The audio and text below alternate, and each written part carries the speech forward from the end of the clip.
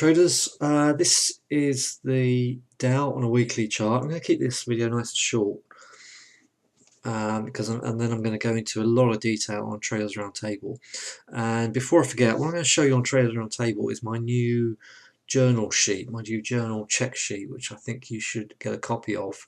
Happy to release that on Monday.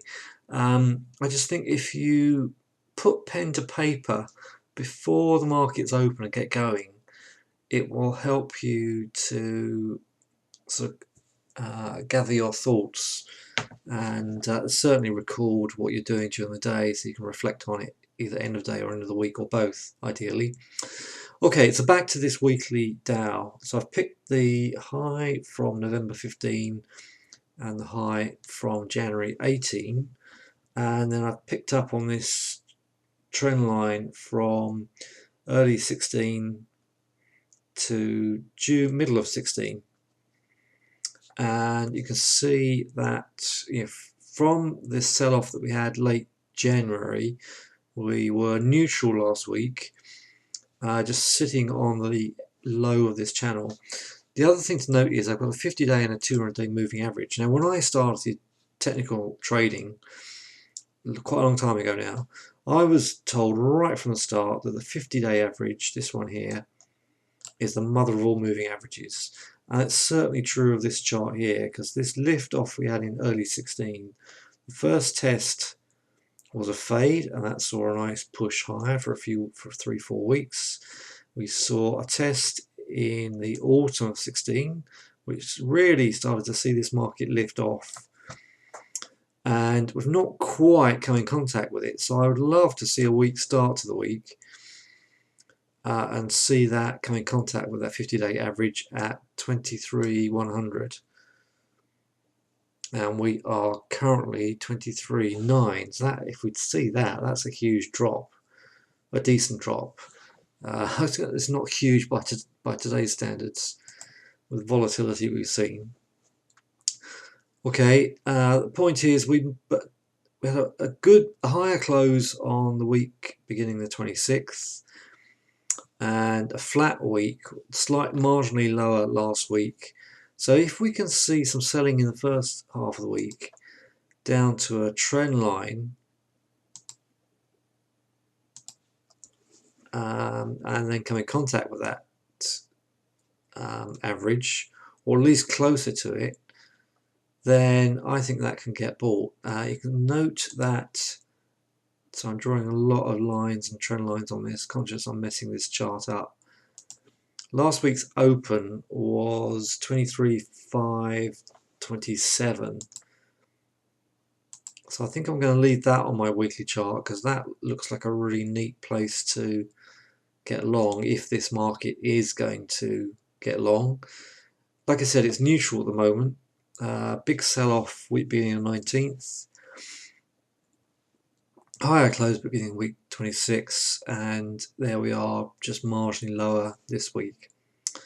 So more on that. I see this is where we picked up on November last year. That was the start of the run. 23.5 was the start of the run into 26.5. Daily 250. 200 average, 50 average, the fibs on it. Let's take the fibs off for now.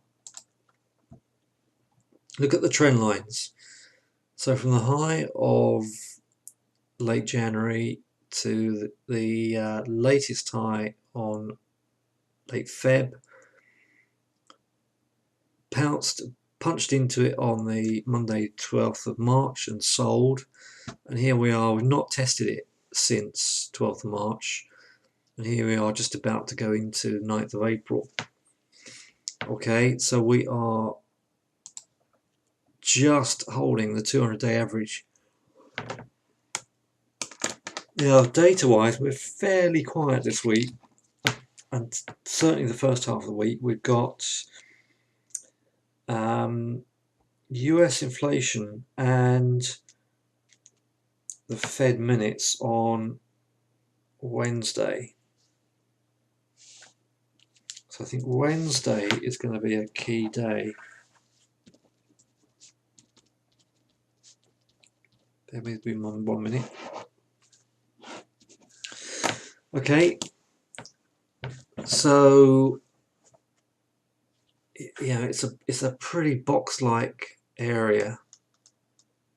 It is a box area. That's a low of 23,570 and a high of 24.5 roughly. Okay, we had another box pattern here.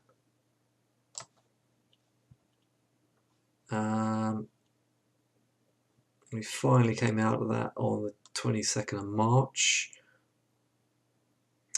So we are neutral to bearish with this 200-day average and this trend line coming along underneath us. Okay, so that's why I'm not able to give you any real sort of decent steer on this at the moment until we get at least Monday out of the way, when I go into a lot of detail about the 60-minute chart and the Sunday open and the influence I think that's going to have. Okay, so we've just got the Forex market open and the pound is flat. We've got UK inflation this week. Let me have a look.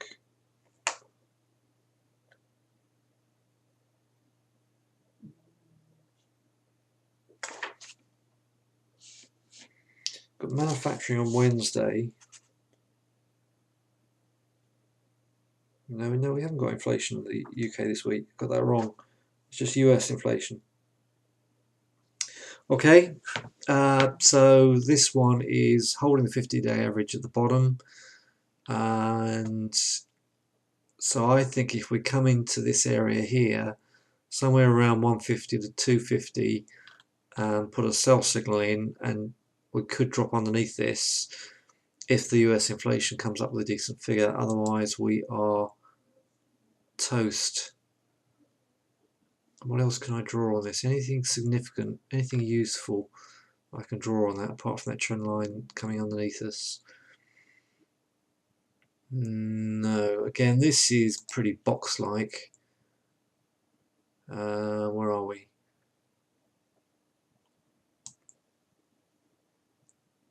So that's, apart from that excursion to the upside there, so 150, 160 on the high side and 700 plus on the low side.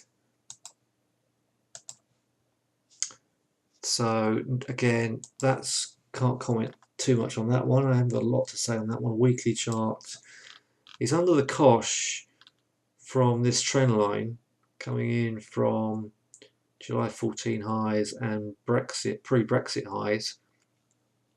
Oh, no, not. Sorry, that's underpinning the pound. Where's that one coming from? Oh, that's coming from Brexit highs to recent highs.